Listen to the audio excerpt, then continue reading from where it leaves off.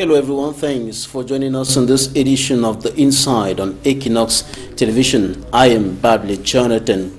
Many have observed that the Cameroon government has been managing the Anglophone crisis, struggling to find solution to the socio-political and security impasse rogging the two Anglophone regions of the country from the top, and have suggested that the solution to the problem is at the bottom. And so today, in this edition of the program, we're taking you deep into the root causes, into the origins of the Anglophone crisis. We'll equally take a look at the present situation, how it escalated to the present situation, and of course, the way forward, the way out of the socio-political impasse. In some few seconds, discover our guest.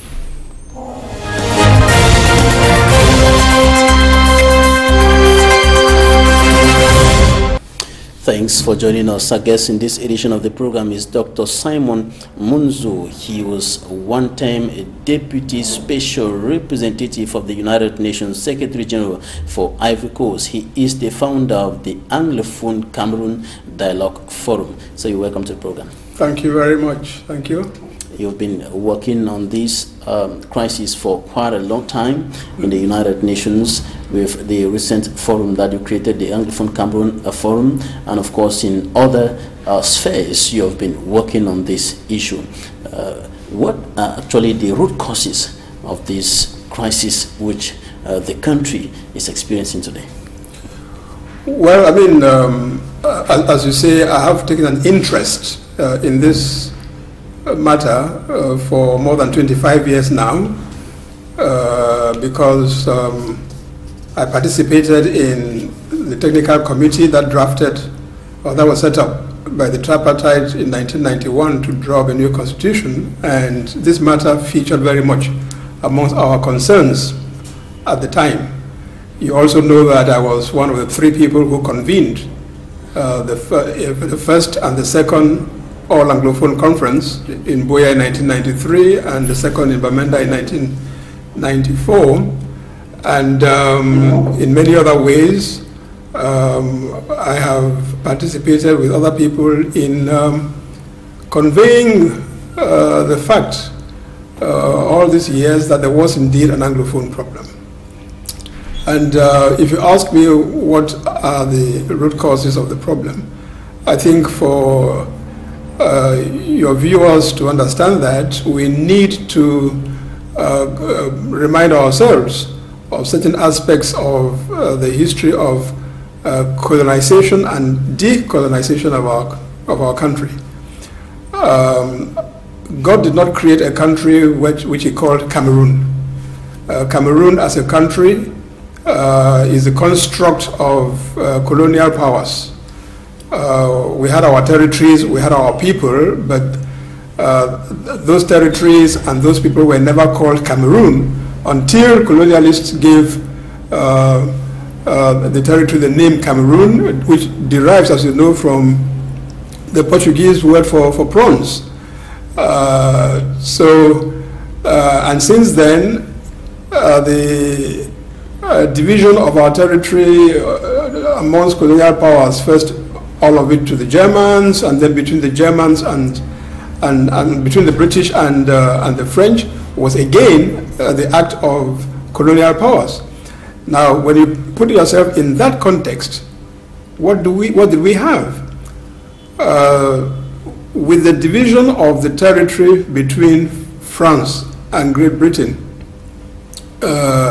first under the League of Nations and subsequently under the United Nations, these two Western powers had the responsibility, each of them, to develop its zone towards and prepare it for self-government or independence. That is what, for example, Article 76B of the United Nations Charter said. That was their responsibility. And therefore, it was the same responsibility for each of the administering authorities in each of the two territories. Now, it turns out that shortly before they acceded to self-government, the part under French trusteeship, was granted full independence on the 1st of January 1960. And the real issues notably concerning the former Southern Cameroons actually started in 1961. Well, I suppose you could say that because normally in application of that same Article 76B of the UN Charter, Southern Cameroons should have acceded to independence as well, as a separate state. But instead of that, the administering power, the United Kingdom, had recommended to the United Nations that Southern Cameroons was not viable to stand as a separate country. And so persuaded the United Nations to grant, if you like, Southern Cameroon's independence on the basis of its joining another independent state. Another independent state. And in the particular instance, it was Southern Cameroonians were given a choice to join either the Federation of Nigeria or the Republic of Cameroon that had just become independent on the 1st of January 1960. And many have attributed the anger that has exploded today, leading to the current situation in the two Anglophone regions, to the fact that the United Nations gave the Anglophone Cameroonians just two options, and the last option of becoming independent as a state without joining another was absent. Indeed, I mean that, if you like, is the root of the situation that we are living today. There was no objective reason for the United Nations to deny Southern Cameroons as a territory the right to accede to full independence as a separate state, especially since the United Nations General Assembly's declaration adopted a resolution 1514 of the United Nations, adopted on the 14th of December 1960, which had to do with a declaration on the granting of independence to colonial countries and peoples, very clearly stated in paragraph 1 that the subjection of peoples to alien subjugation, domination, and exploitation constitutes a denial of fundamental human rights. Is contrary to the Charter of the United Nations and is an impediment to the promotion of world peace and cooperation. And in Article 2 it said, all peoples have the right to self-determination. By virtue of that right, they freely determine their political status and freely pursue their economic, social, and cultural development. But what is more, listen to this, paragraph 3, it said, inadequacy of political, economic, social, or educational preparedness should never serve as a pretext for delaying independence. And that particular aspect was violated. Indeed, it is astonishing that in the light of this declaration, Southern Cameroon was deprived of the opportunity of becoming a standalone independent state. However, it is interesting, and this we really must bear in mind, especially for those who are clamoring for the separation of the former Southern Cameroons, independence if you like, those who say that restoring the independence of the former Southern Cameroons. It's good to bear in mind that whereas what I have just read to you, the declaration of the declaration 1514 was adopted by the plenary meeting of the UN General Assembly on the 14th of December 1960, the following day on the 15th of December 1960, the same General Assembly adopted Resolution 1541. And Resolution 1541, not to get too technical, basically indicated that, and this is contained in principle number 6, that a non-self-governing territory can be said to have reached a full measure of self-government by A, emergence as a sovereign independent state, B, free association with an independent state, or C, integration with an independent state. So you see, for the United Nations, as per this resolution, a state could become self-governing by integrating into another independent state. And that, incidentally, is what the United Kingdom recommended when it came to Southern Cameroons, that we had a choice between becoming independent by joining Nigeria or independent by joining La République Cameroon. And that sounds like a contradiction to the other resolution, which indicated that a country could become independent without necessarily having to join another state. No, it's all a matter of, these concepts can sometimes be confusing. Now, the key thing was for a territory to be self-governing, okay? And it was stated that a country can become self-governing when it has one of those three forms that I just indicated, either by standing alone as an independent, emerge as an independent country, a sovereign independent state, or associate freely with another independent, with an independent state, or integrate with an independent state. And so in the case of the Southern Cameroons, the United Nations limited us to the third option. Now, but having limited us to the third option, our people had to choose between joining Nigeria and joining La République. That is why we had the plebiscite of 11th February 1961. And that plebiscite, as we all know, went in favor of our joining La République.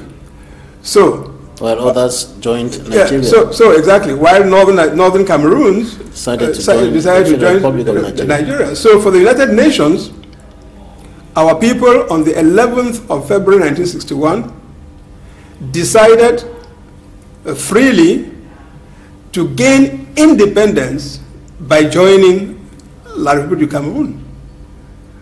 And this is noted by the General Assembly of the United Nations when on the 21st of April 1961 it adopted a resolution which you would hear many of those who are clamoring for restoration of the independence of Southern Cameroons, they keep referring to it, Resolution 1608 of the 21st of April 1961. Now in that resolution, which has just 5 very short paragraphs, the United Nations General Assembly made very clear that they were acting based upon the choice that was made by the people of Southern Cameroons when they voted on the 11th of February to gain independence by joining La République du Cameroun.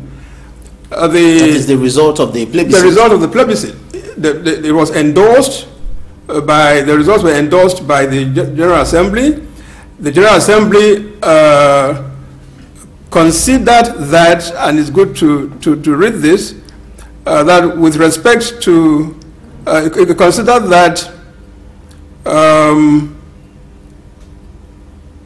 it expressed, the General Assembly expressed its high appreciation of the work of the United Nations Plebiscite Commissioner for the Cameroons under the United Kingdom administration and his staff, endorses the results of the plebiscites, namely in the case of Southern Cameroon, that the people of Southern Cameroon have decided by a substantial majority to achieve independence by joining the independent Republic of Cameroon.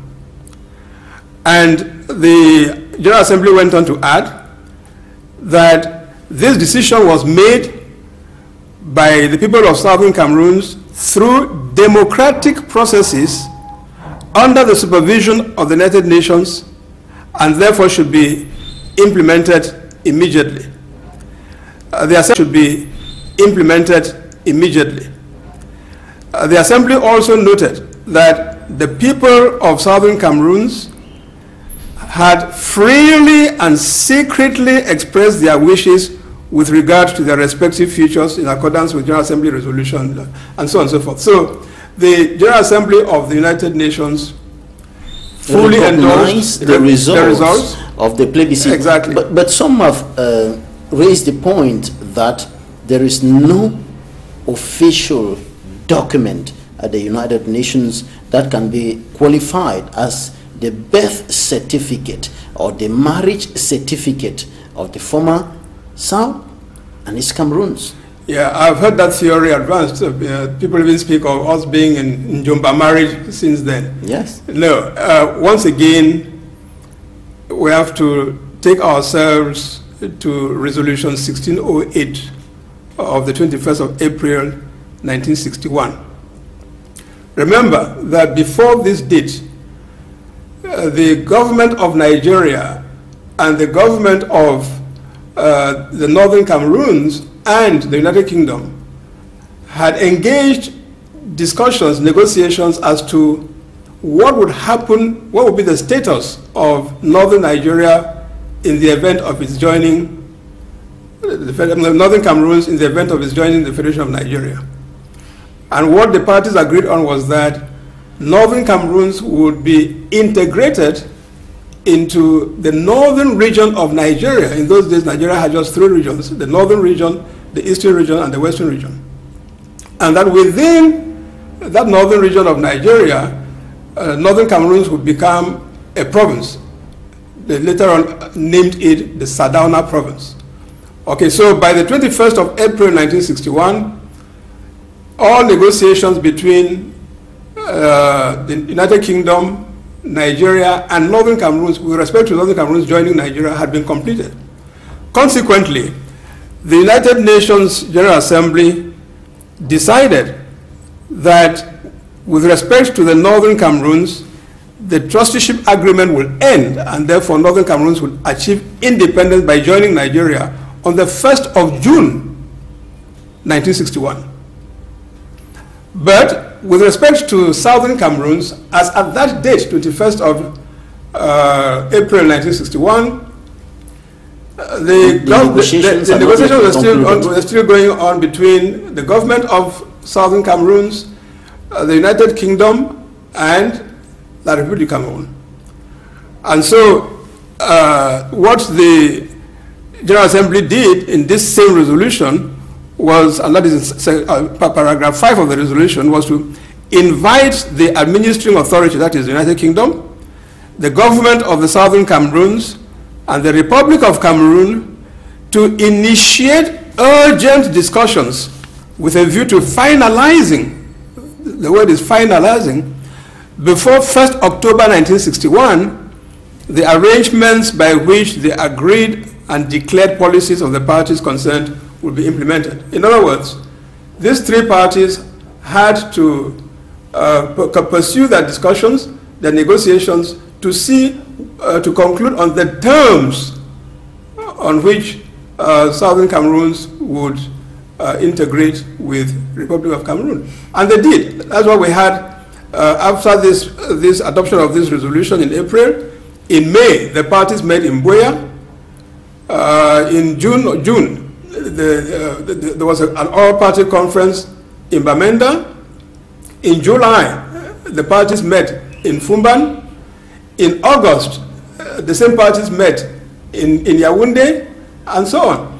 And the culminating point for all those meetings and discussions was the document that came to constitute the Constitution of the Federal Republic of Cameroon, which entered into force on the 1st of October 1961. Now, before all of these, you identified the first problem, the first cause, the first root cause of what is going on today in the Northwest and Southwest region as being the fact that the United Nations did not give the Southern Cameroonians the third choice, that of becoming independent as a separate state. That was the first problem. Now, after all of this happened, there has been other issues that have been happening along the line that have been further complicating and provoking the Southern Cameroonians. I want to say it that way.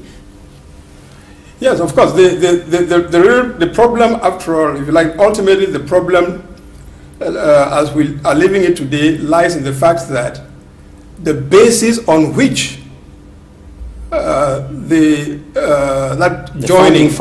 joining occurred on the 1st of October 1961 was eroded, especially with the changeover from the federal structure to the unitary structure in 1972. And then later to... Because it has to be understood that the parties had indeed agreed that they were going to join on the basis of a federation of two equal states. To the extent that Republic of Cameroon, which until the between the 1st of January 1960 and the 1st of October 1961 was a sovereign independent state, ceased to exist as a sovereign independent state because of the negotiation and the agreement with Southern Cameroons, and became simply the federated state of East Cameroon in a new country called the Federal Republic of Cameroon. I don't know if you see the implications of this. Okay? Now, similarly, the territory of British Southern Cameroons, which by joining La République had just become independent, also ceased to exist as an independent state and became the federated state of West Cameroon. And the two together formed a new country called the Federal Republic of Cameroon. And later the federal system was dissolved. Exactly. So things should have remained that way. And if things had remained that way, we wouldn't have the problem today. We would have today a territory where we could describe as one nation, two systems. Two federated states. Exactly. One nation, two systems in everything. That was the intention.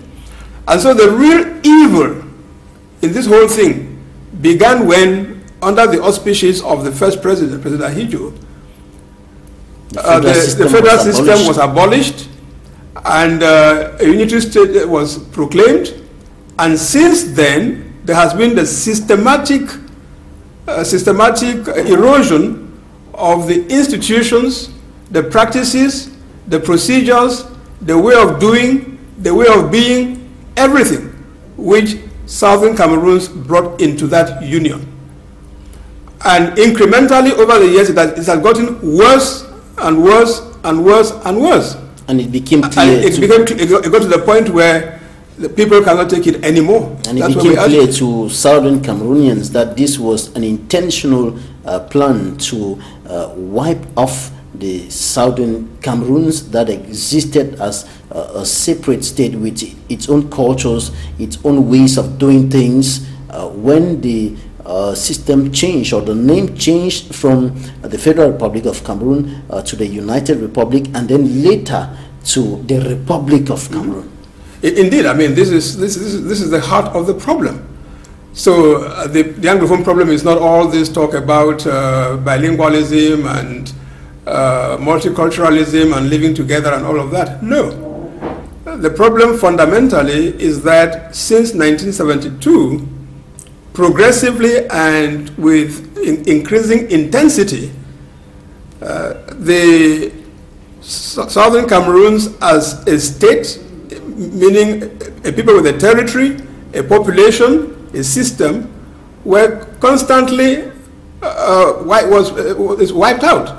With things like discrimination and domination, non-respect of the basis of annexation, assimilation, and all of that. So that today, if you go to the northwest and southwest, you feel it. You feel the sense of a takeover in every domain: economic, social, cultural. And the mere fact that this is done with the participation of Anglophones who are appointed to office does not change the reality. The reality is that over the years, the level of destruction of our institutions has got to the point that we can now say that they are virtually annihilated. The areas where there were some vestiges of that of our own system were indeed justice and education, and it is the attempt to completely to finalize the erosion of the systems even in those domains. Some even talk of intellectual erosion. We have some Anglophones today who are in top positions of responsibility in this country who have denied, or who denied in the past, that the Anglophone problem was actually existing. Of course, I mean, they would deny, and the reason why they deny is that, again, this is one area in which our own way of being was completely changed. In our system, your leaders, especially your political leaders, don't come to you through appointment. They come to you through being elected. That is why in the government in Buea, for example, for a person to be a minister in the government in Buea, you had first of all to have been elected as a parliamentarian in your constituency. All right, okay. Doctor, we're going to take a short break now. Time for us to take a look at what the newspapers reported this week. The press review by Smanji Kangebre.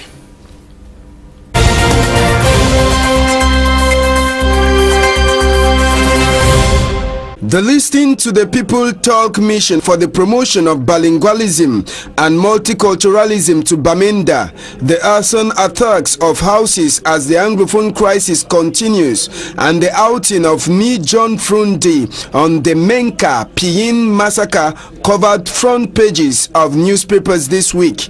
On the tour of the Musunge's commission to Bamenda, the evening captioned Bilingualism and Multiculturalism hearings in Bamenda.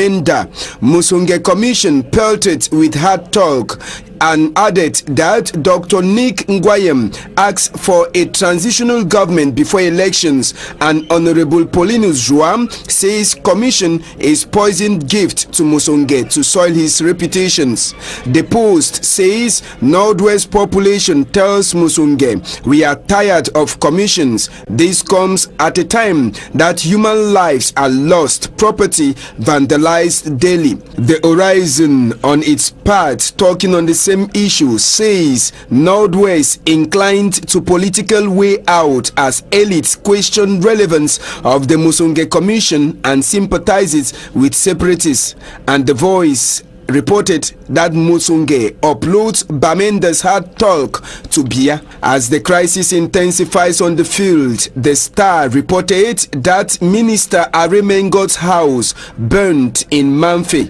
Eden captioned it as Minister Mengo's house burnt in Mbingjong, Manyu, while The Post also reported that gunmen attack Bavenga prison, free prisoners. The massacre at Menka Piyin also covered front pages. The Sun captioned it as Frundi fires another salvo at Bia, saying killings in Menka Piyin is a testament that Bia hates Anglophones. The Eden simply puts that Frundi accuses military as Santa elite keep mute over Menka killings. The Guardian Post on the crisis reported on how PCC pastors say under threat to fund Ambazonian struggle. In education, the Rambler captioned Azong Wara's daunting mission, rescue GC board from politicians' grumbling weight, while all newspapers reported the way forward to fight against corruption in the secondary education ministry. The Voice says Nalova Lyunga digitalizes payment of institution exam fees. Depose said MINSEC, Campos, MTN, Orange partnered to ease school fees payments. And in the transport domain, the Guardian Post captioned Breakthrough Port Authority in Douala begins process to clear wrecks abandoned over 34 years.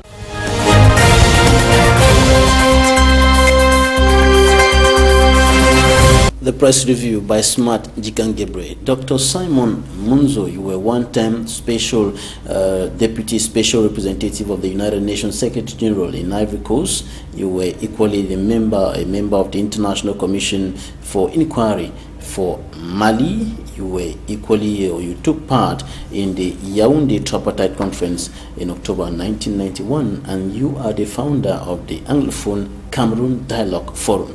When you look at the present situation in the northwest and southwest regions of Cameroon, characterized by gun battles, killings of both civilians and national armed forces or elements of the national armed forces, destruction of properties, entire villages that are burnt down, inhabitants, thousands of them seeking refuge in neighboring Nigeria, some in the bushes.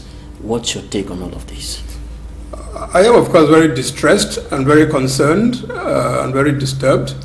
And I have made it clear on several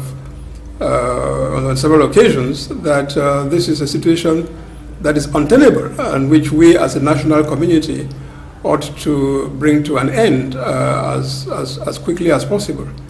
I made such a call particularly in an audio message that I released on the 7th of February this year. Because you see, this problem is not going to be solved by military means. It is lamentable that anyone on either side, the government or those who claim to want to restore the independence of Southern Cameroon, think that it can be done by military means. It would not be won by military means. And it's a military solution that has caused the situation to escalate to this level. Absolutely, it is the militarization of the conflict, of the dispute, that has generated this situation. And so we have repeatedly appealed, and we repeat the appeal to the belligerents to silence the guns and give peace and dialogue a chance. We have repeatedly called for dialogue, like so many other people, because we believe that this is the only way to find a lasting solution to this problem. But such a dialogue has to be sincere, it has to be frank. No, before talking about the dialogue, government says the military solution that is being implemented on the ground is a response to the attack on the national armed forces by the separatist fighters, and you are asking government to drop the guns? Well, if you listen to both sides, you most certainly have heard those whom you call the separatist fighters say that they took up arms in response to the military aggression visited by government forces on the population of the northern and southwest, and that they took up arms in self-defense. So we're not going to go into the game of trying to see between those two who is right and who is wrong. We should be guided by the fact that the military, this conflict, but especially the military phase of it now, is hurting our population. As you rightly pointed out, homes are deserted, villages are burned, people have deserted farms in the bush and all of that. The disruption in social life alone, I will tell you, in my own village, Nguti, the town emptied itself out because the inhabitants were frightened by the use of force by both sides, to the extent that someone like my mother, a woman of more than 85, finds herself asking to be evacuated from the village to go to a safe haven somewhere. And I joked with her, I said, Mama, I thought you usually said that make die can't take you. Now you're seeing death is coming and you are afraid. She said, no, this is not the kind of death that I would wish for. Why? Because she had seen pictures of scenes in places like Kwakwa, where a woman of about her age was burned alive in the village, and she said to me, this is not the kind of death that I'm asking for. I don't want to be burned. Okay?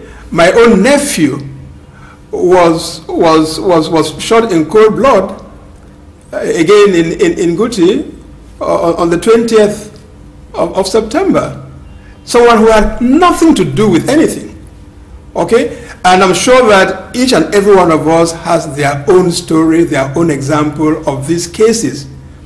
As we cannot allow that to continue, and we have to find a way to stop the mayhem, and that, as I started saying, requires a dialogue, and we're asking the two sides to come down from their high horses, the government on the one side and the restorationists on the other. Of course, we'll be taking a look at that aspect of the much talked about dialogue, which seems not to be working shortly. Now, some are saying that the Ambazonian fighters or the independence fighters should drop their guns, and that the military should continue using the guns to protect the population. And you were saying that the military should drop the guns as well. Of course, if we have... Why do you think that the military solution being implemented by government cannot solve the problem, cannot bring the situation under control? Well, first of all, because if we allow this situation to continue, this is a kind of situation that can drag on for 5 years, 10 years, 15 years, because ultimately the separatists know, I'm sure they know, that they cannot deliver independence to southern Cameroons by war.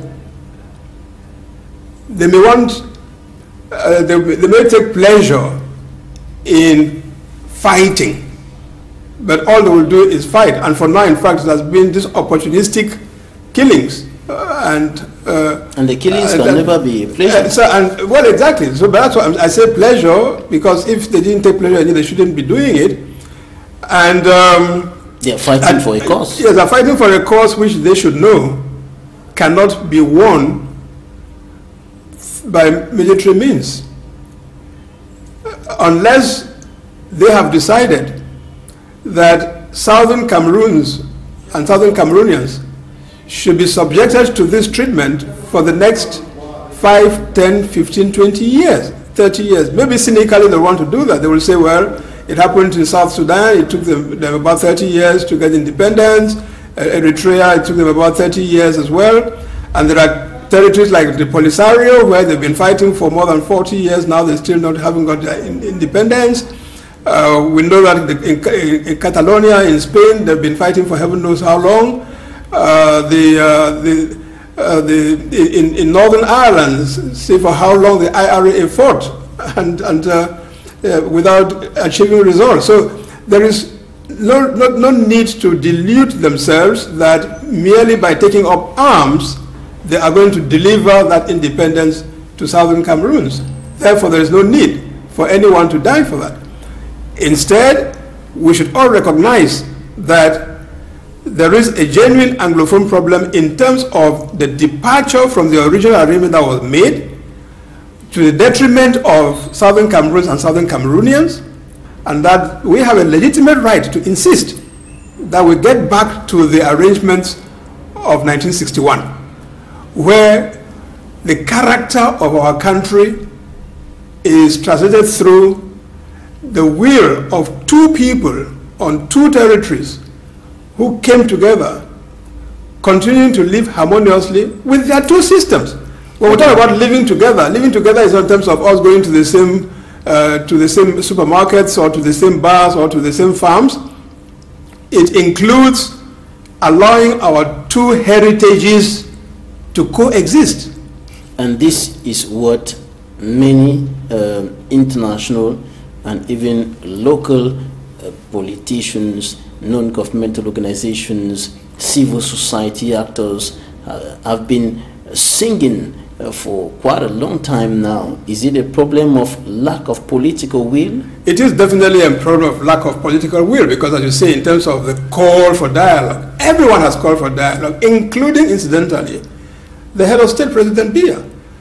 President Biya, in his address to the nation on the 31st of December 2016, said that frank dialogue was the best way to find solutions to problems. But it's not. And he repeated the same thing. Go and check.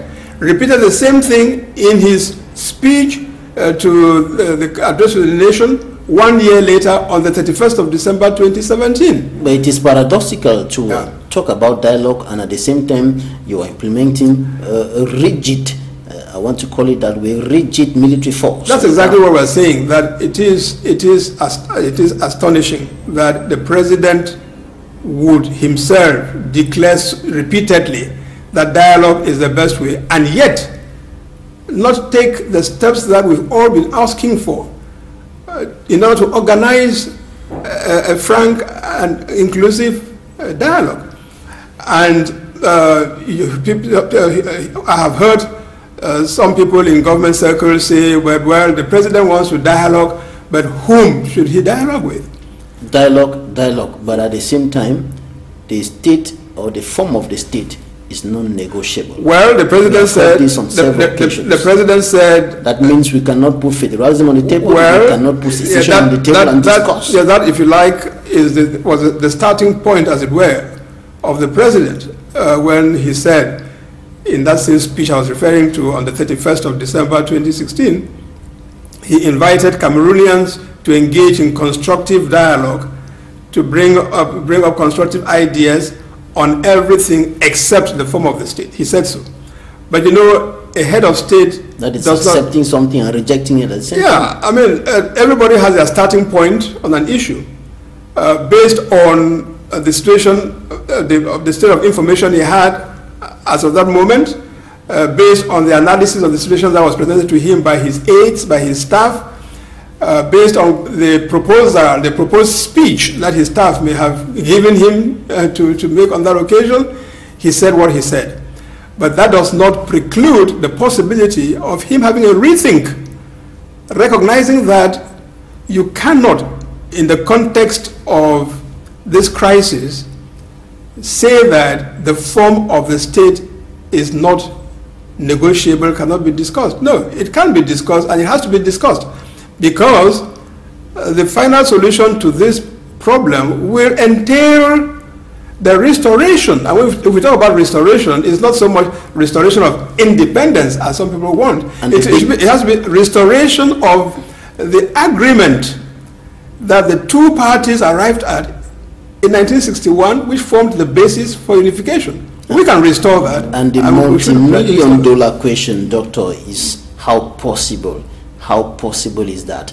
We'll talk about that shortly. Let's take interviews of the week right now.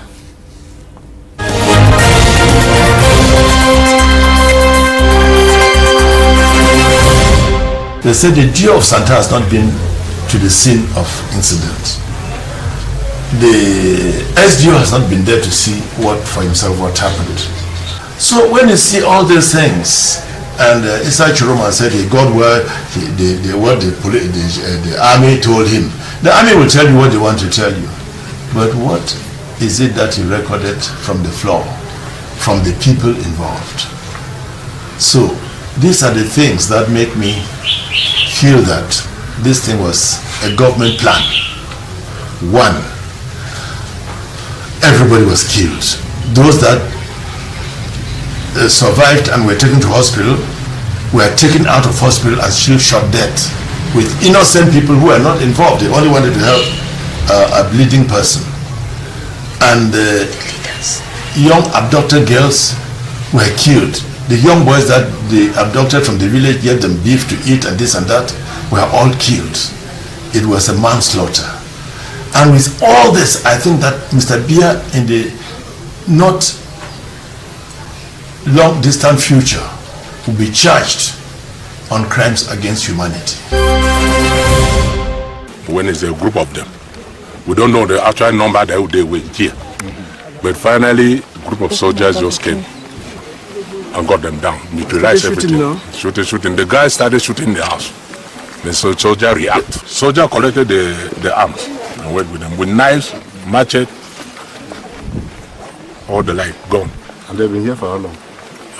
We should say just about 5 days. No, you said they came Wednesday. A week. They were moving all around the village. They were moving all around the village. Yes. Then not yet settled. Yes, not yet settled. Please don't contradict things. Not yet settled. They settled here. Why do I say this? That there's suspicion, heavy suspicion, onto what happened. One of the boys that was wounded on the mouth and the nose was bleeding profusely. They took him to the hospital in Akum, and he was on drip. Members of the armed forces came, removed this drip, took this gentleman with his two brothers who brought him there, went back to Pinyin, shot them, killed them, and abandoned the corpses there. They were erasing this. What were they hiding? There's something that we're hiding. They were calling themselves Abazonia soldiers. So Abazonia soldiers, they call themselves Abazonia soldiers. That they have came here to protect us. We were with them. They work the whole village, give money. We support them with money. People give them money. If you don't give money with the machete, they will set a knife with them. A girl was a gang leader even. Just show you a knife like this. Whatsoever in the pocket, you give them. And you are free. Even catching pigs, they escape. The three of them escape. 2 boys and 1 girl. They disappear. The leaders. The leaders, they disappear. The leaders disappear. Oh, those children neutralized here. They are just children around by the air. So even promised that they will join the Ambazonia soldiers. They came. They are children. The hostages, they said they freed to give us a picture to see them. The guns and the ammunition, they said they seized for us to see all these things. But it is ridiculous and puts one in doubt that members of the armed forces killed everybody who was within that premises, excepting the agents that they are sent in who ran away, that they said they were the leaders. A girl, the leader, ran with 2 boys. When we're shooting everybody, how did these people run? Which channel did they take? And how the members of the armed forces knew that those people running were the leaders? Was there something on their body to show that they were leaders?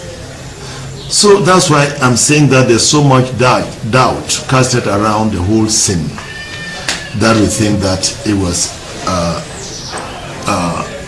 a man-made sin for innocent people to be butchered, to be mowed down the way they did. It's what we have before us. Can you address it like the unanswered problem?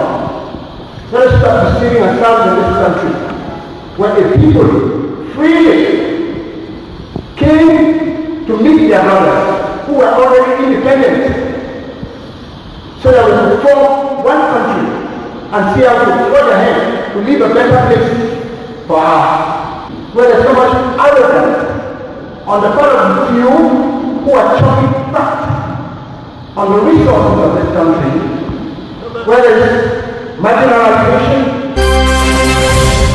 Political prisoners, people who have moved from Boyabameda to Supercourts in Yaoundé and imprisoned. Siseko and Co. I don't know, maybe I'll give you a mission to produce them, to produce those people. Maybe if you can just show us a photograph of this commission with our leaders from Nigeria. Mr. Chairman, I will give you kati that you love so well.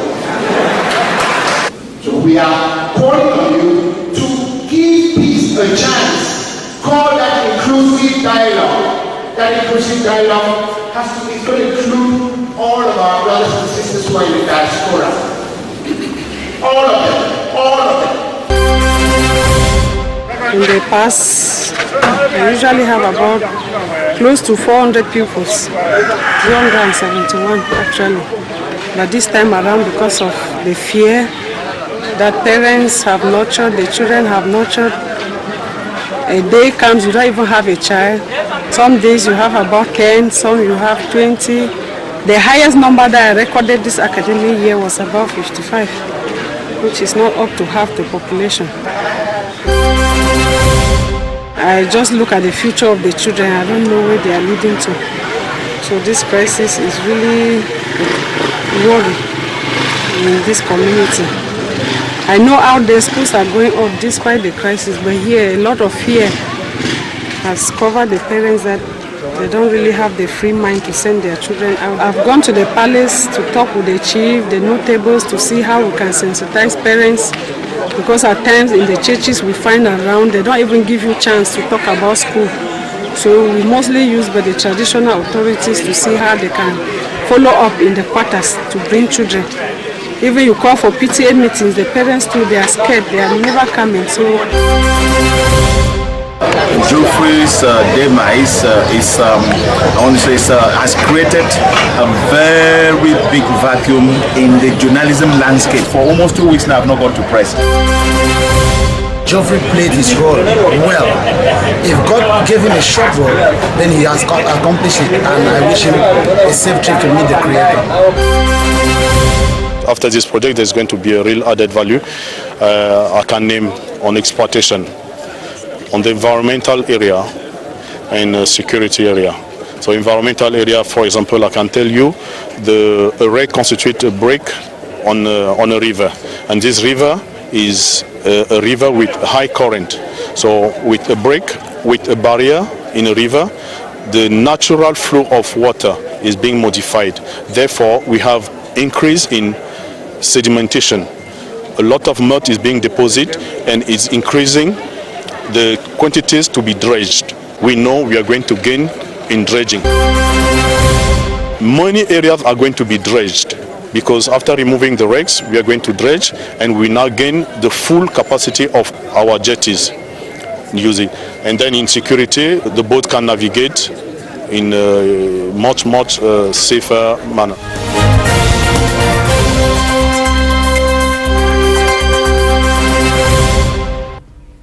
Welcome back. Dr. Simon MUNZU, you listened to the National Chairman of the Social Democratic Front, SDF political party, John Fundi, putting a question mark of suspicion on the information given out by the government spokesperson Issa Chirma Bakari, who said that the military launched a special operation and killed some terrorists in Menka, Pinyin, Santa subdivision in the northwest region of the country. But the national chairman of the SDF is putting a question mark there and saying that that scene or what happened there was simply something that was prepared by somebody he didn't mention, probably the Yaoundé administration, to kill innocent civilians. Well, I mean, I don't have any objective basis on which to confirm or deny the version of one person or the other of the two gentlemen whom you mentioned. But in this kind of situation, normally what should happen is that there should be an inquiry.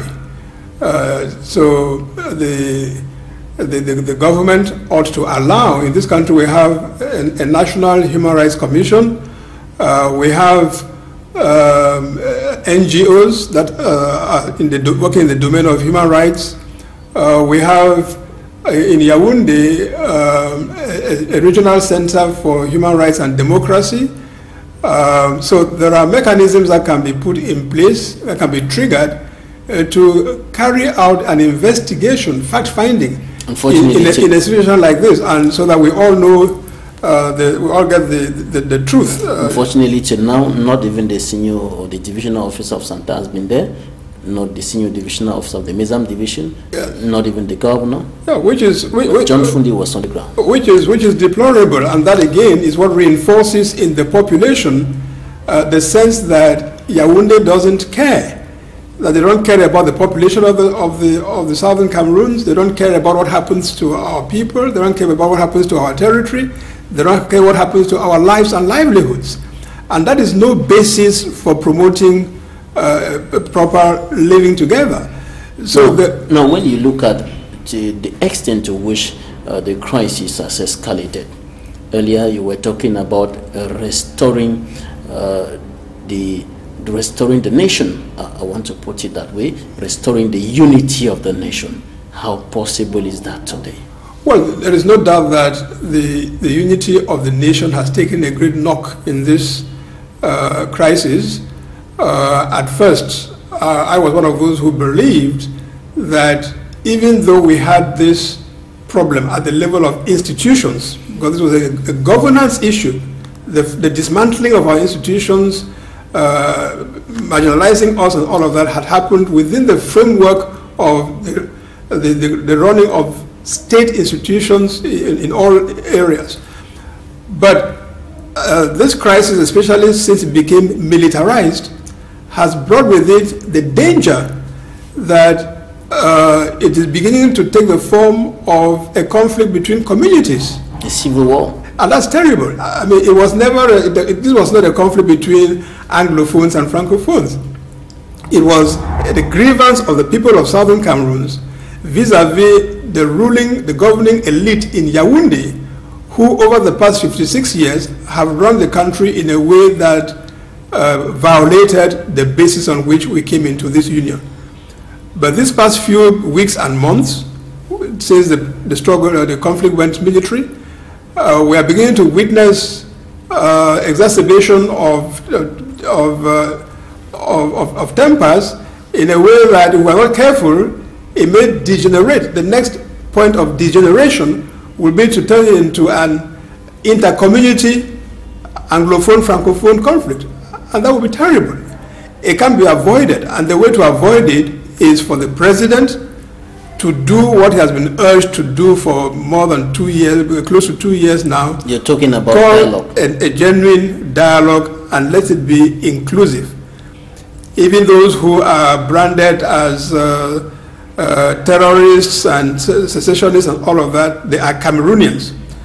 They held a political point of view which they have expressed in a national forum. They should be allowed to come and make that point. And at the end of the day, we will find a solution which allows this country to stay together, but addresses the fundamental issue of the annexation, assimilation, domination of Southern Cameroons and Southern Cameroonians through the actions of the governing elite in Yaoundé. That has to be addressed. But this song of dialogue has been going on for quite a long period of time now. Many have been singing this song in the within and without, but it seems not to be working. Can dialogue actually open the way out of this crisis? The dialogue has to come, and dialogue has to work, because we don't see it, we don't see ourselves getting out of this crisis through anything else. No one is going to solve this problem by the forces of the military shooting it out with the so-called restorationists or independentists, call it what you will. That's not the solution.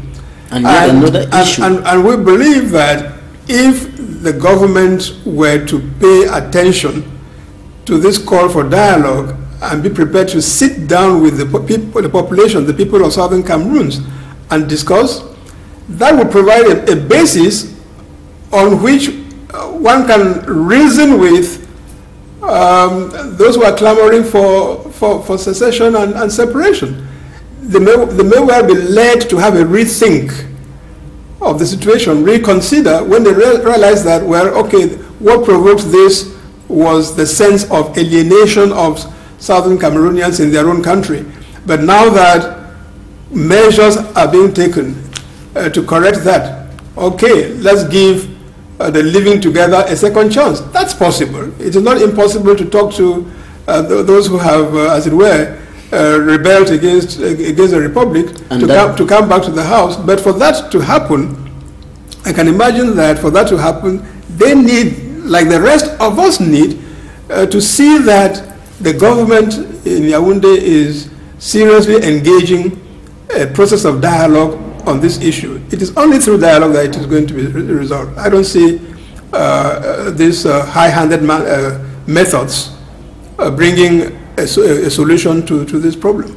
Would the barriers already been put in place by the Yaoundé administration permit this dialogue to work? Barriers like some subjects being taboo, like the form of the state?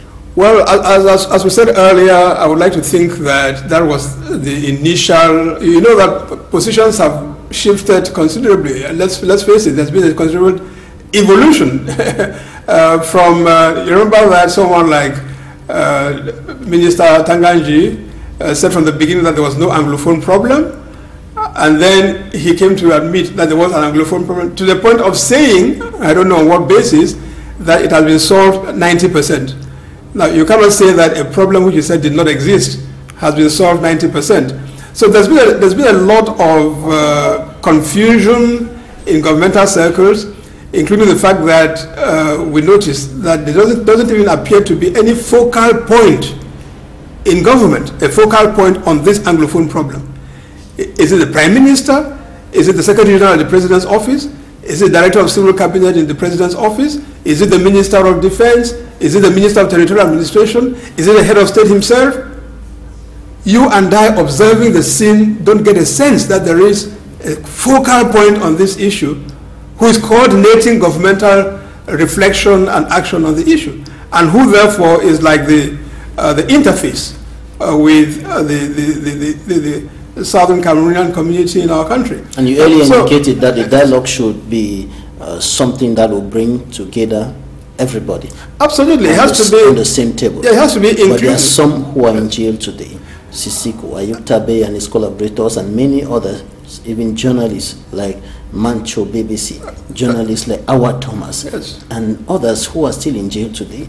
That's why we say that it has to be, the dialogue has to be inclusive, and it needs to be preceded by the release of these people who do not deserve to be where they are. For most of them, what they did was exercise their citizen right of protest, manifested in various ways without violence, I have to say. Now, if in a situation like this you have a number of people take advantage of a mass action and commit acts of violence, a state does not go on to collectively punish everybody else in that community. There are methods of investigation, methods of inquiry that allow the state machinery to lay hands on those who actually committed the acts, you know. But you don't go and take it out on the entire community. Such as happened on the 1st of October last year. In France and elsewhere, when there are mass demonstrations and all of that, if helicopters go in the air to film the crowd, it is in order to be able later on to go and detect within that crowd people who did what. The helicopters in Paris controlling a crowd don't go along spraying bullets on citizens on the ground. They don't do it that way. And it is unacceptable that we do it that way in Cameroon. Okay? So this is not an issue on which the government or the president can continue to turn a blind eye and give a deaf ear. It has got to the point where, since we are in a republic where the president is the beginning and the end of everything, he should assume his responsibility in this particular matter and quickly allow that a genuine dialogue be convened. And incidentally, I come back to the point that I mentioned earlier, when we hear it said in Yaoundé that they ask the question, if the president wants to organize a dialogue, who is he to dialogue with? It's going to be a dialogue between the government and the people of the southwest and northwest regions, if you like, people of southern Cameroons. And incidentally, since the abolition of the federation, and therefore the disappearance of the federated state of West Cameroon and its institutions, there is no organ, no entity that brings Northwest and Southwest together, that covers them. That is why it has to be very clearly understood that it's going to be necessary for the population of those two regions to meet in a preparatory conference, a general conference of the Northwest and Southwest, and designate and to prepare for the engaging in the national dialogue on the Anglophone problem. And for that, indeed, that conference will need to do basically two things. Draw up a list of issues to be tabled at the dialogue table on this Anglophone problem.